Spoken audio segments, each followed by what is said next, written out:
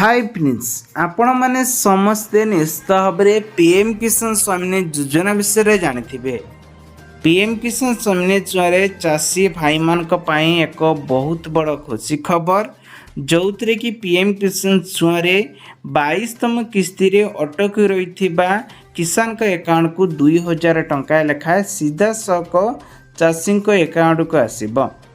चैत वर्ष रे बहुत सारा किसान भाई मान को टंका मिली नहीं, से केंद्र और राज्य सरकार उभय एही छुआरे योग्य हितकारी को चिन्हट करिकी 6000 बदल रे 9000 टंका सीधा सक पठाए बुली स्थिर करिसंती। आसंता मार्च मास अर्थात एही मार्च मासरे फाइनल डेट रे आपण मान को मिलिबो, जोटा कि 8 तारिख रे कहा जाइछि।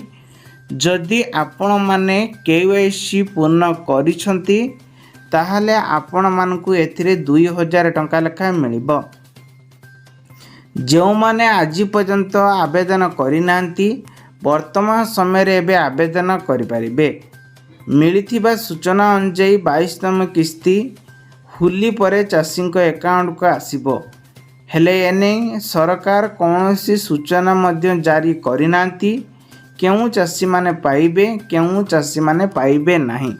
किंतु मु आपण मानकु गोटाए सजेशन देबी, जदि आपण जने चाषी भाई निश्चित भाव में केवाईसी परिपूर्ण करनियंतु एवं विलंब न करी निजर कागज पत्र को ठीक करिले आपण माने ए पोर्टल ले योग्य हितकारी बोली चिन्हट होई पारिबे।